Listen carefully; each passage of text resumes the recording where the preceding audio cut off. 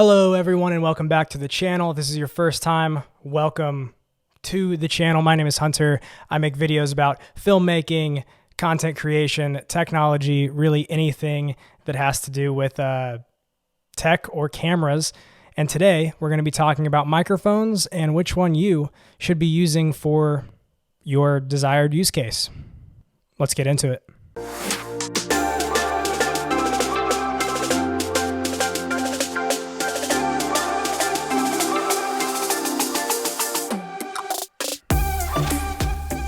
So recently I picked up the Rode Podmic. This thing is amazing. I really enjoy using the Podmic.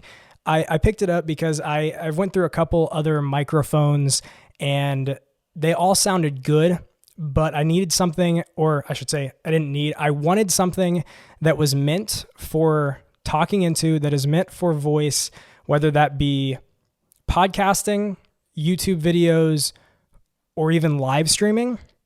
And I have a couple other options that would have worked for me, but I've been looking at the Podmic for a very long time, and so I decided to just kind of drop the ball and get it. So today we are going to be running through a couple different microphone options. First one is going to be the Rode Podmic. This is a dynamic microphone that is really made for speaking into. It is meant to cancel everything else from the sides, from the back. If I talk over here, you can see it really cancels it. And then I walk over here, So if I'm, over here, you can hear that you can't really hear me very well. And then right in front of it is where its, best sound comes from. And it really cancels everything else out unless you are, right in front of it. And it is meant to just capture voice audio. You can use it for instruments and singing. This is not going to be your best option, but that is what this one is made for. The next one I'm going to talk about is the Scarlett Studio, which is this microphone. I have it connected to so much crap. This microphone right here. I have it kind of in a weird setup right now, so it usually doesn't look like this, but I had gotten this from a friend. He just kind of handed it down to me, and it had a broken mount, so I had to buy one off of Amazon to get it to actually, stay stable on a mount. That is why it looks so weird. The third microphone we're going to be talking about is going to be the popular and widely used on YouTube, the Blue Yeti, just the standard Blue Yeti. This one's been out for a while. They have newer renditions of it, but for all intents and purposes, this is going to be our USB mic we're going to be talking about. So we have our dynamic microphone, the Podmic, and then we also have the Scarlett Studio, which is a condenser mic. And then we have the Blue Yeti, which is a condenser as well, but it is a USB instead of XLR, which is how these other two microphones plug in. And then I'm also going to briefly talk about the Rode Videomicro, which is what I have on top of my camera, and I really just use that for scratch audio nowadays, but it is still an awesome option if you want a microphone that kind of goes on top of your camera for run and gun situations. And then I'm also going to be talking about the Rode Wireless Go system. I have the Wireless Go 2. That is a lavalier microphone, and so that is also kind of for run and gun video work, or if you want something that is going to stay on your body for walking around in a video. Anyway, let's get into it. So first and foremost, I'm just going to talk about my favorite. This is my newest microphone, the Rode Podmic. This is a $99 dynamic microphone that Rode has come out with to kind of combat more of the expensive options when you go into live streaming or podcasting or even YouTube videos. They do have much more expensive options from Rode. They have the Procaster, which is a couple $100, I believe, maybe 200, 300. I will pop it up somewhere, but that is a microphone that is kind of meant for the same purpose, but it is a much more expensive one. And in my opinion, the Podmic for $99 is going to be the best bang for your buck between the two if you want something that is just meant to talk into.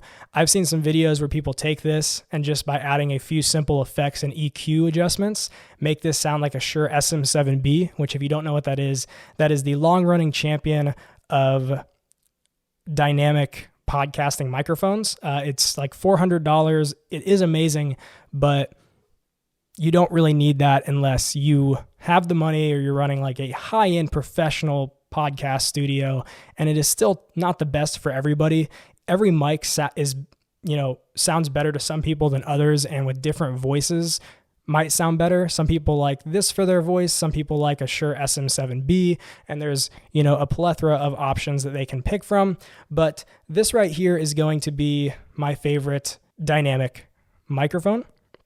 So again, this microphone right here, this is me talking into the Rode Podmic. I'm about 3 inches away, and this is running into my my Focusrite Scarlett Solo interface. It is just a single XLR interface.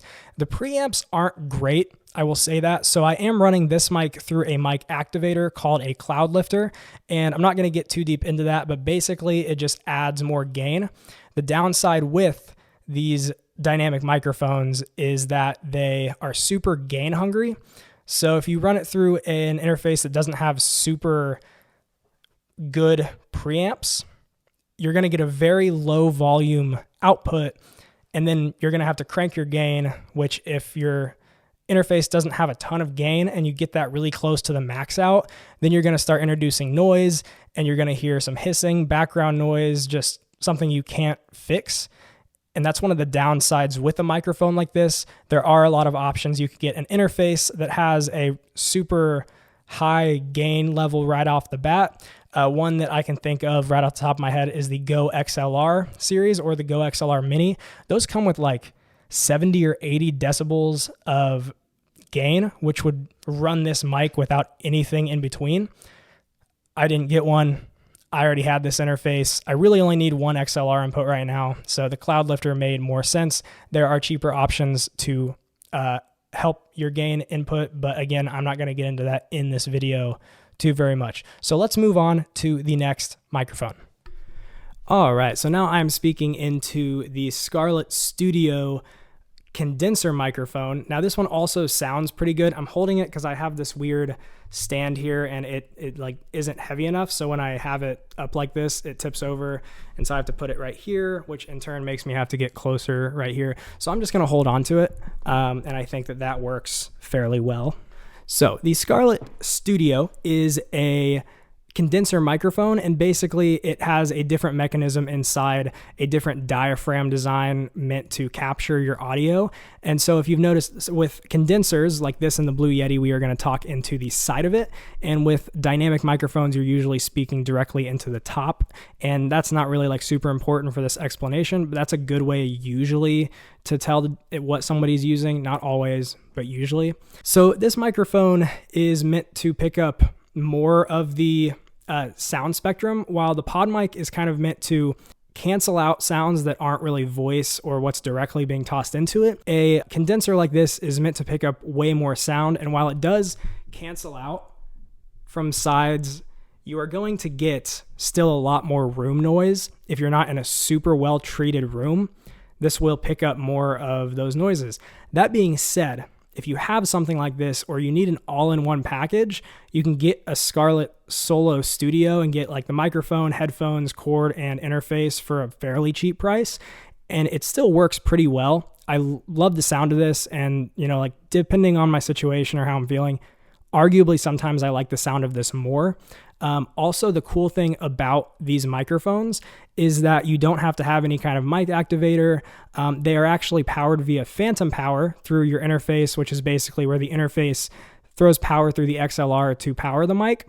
So while the Podmic doesn't have that, and that is, in a very long explanation that I'm not going to go through, that is why it's so low and it's so gain hungry, whereas this mic is actually powered through the interface, so it has a lot more just native gain, and so I can have my gain levels a lot lower without raising that noise floor, getting a ton of noise into my signal, and it works pretty well, so you're not having to add other kinds of items to raise your gain.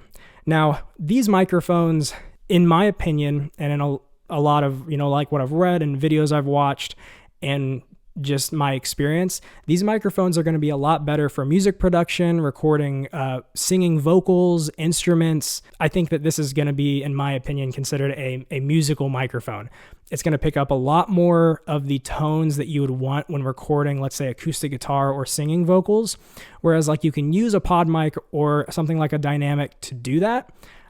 I think that this is going to be a better option if you're wanting to record music. There are upsides and downsides to both types of microphones, but I will say if you are more on the musical side of audio production, something like a condenser is probably going to be your best bet for getting good audio and also having something that you can record, acoustic guitars through as well as vocals, put it up to an amp and record with it. It's going to give you a lot more movement in that direction. Plus, you will get more gain and it'll be a lot easier to use just with a small interface. You won't have to think about the gain levels and needing to add extra components to get your gain high enough without noise, so on, so forth. So again, this is the Scarlett Studio, talking about the same distance away. Turned up the gain a little bit because you can with this, with my setup. But I'd say that this is either way a good one. If you have one laying around or you find a cheap one, or you want to do music and you want to do, podcasting or YouTube videos, but you don't want to buy multiple microphones, this is probably going to be your best bet. I think it's a good all-arounder and it's a really easy to use and plug in, especially if you get one of those all-in-one kits like the Scarlett Studio Solo. Either way, I will link that down below as well if you want to get an all-in-one kit with cable, microphone, interface, headphones. All you need is a laptop to use it. And so not a bad option in my honest opinion. Our third microphone standard that's not just meant for, video that we're going to be talking about is going to be the Blue Yeti. Now I'm talking into this one a little bit closer because the stand is weird. I don't like holding it. It doesn't stay super tight. But this right here is, like the Scarlett Studio microphone, a condenser microphone. So you talk into the side. It is meant to kind of capture more of a range of sound. I think the reason that they would make it a condenser is because it's kind of an all-around, all-in-one microphone. You can use this for a ton of different applications, music being one of them. I've recorded songs with it. You can just do audio vocals. It is a super nice option, but the big factor here that makes it different from the rest is it is a USB microphone. So with this microphone, you don't have to have an interface or XLR connections to put it into your computer. You just have to plug in the USB cord to your computer and you're good to go. So with that, if you're on a tight budget and you don't want to have to deal with cords and all that kind of stuff, a USB microphone is going to be your best bet. Now, the audio quality is not going to be amazing comparatively to XLR microphones, but especially with the newer ones that I've seen come out, and I'll link a couple options down below as well. But Blue has been coming out with a lot of USB microphones. Even Rode has a couple USBs that are amazing. There's a bunch of other brands that make them just because a lot of people don't want to have to deal with audio interfaces and XLR inputs. They just want a device they can plug and play, and this is going to be the best bet. So if you are starting out in content creation, podcasting, music, YouTube videos, and you want a mic that you can put on your desk or put on an arm and just kind of plug and play, this is going to be an awesome choice for you. A lot of people still use this. I was using it up until recently, and honestly, for the price, not bad. Now, I will say, and I don't know if it's because my headphones are plugged into the Blue Yeti directly versus when with the other two mics, they were plugged into the audio interface. The audio difference, I can definitely tell a big difference. Plus, I can hear a lot of echo. I can hear room noise, and that's kind of a downside, but it still sounds better than if I was talking to my camera from a distance. So I would say still a good option. Now, another upside to this microphone is it's got some settings on the back. So instead of just one way, whereas like with the Podmic, there's one place you're supposed to talk into, same with the Scarlett Studio, you have some options on the back to change the polar pattern of the microphone. So right now I have it set to just pick up from the front, so it will cancel out. It'll cancel out from all the other sides, back, all that kind of stuff. With this, if you want to record two people, instead of getting two mics, you can set it to record from both the back and the front.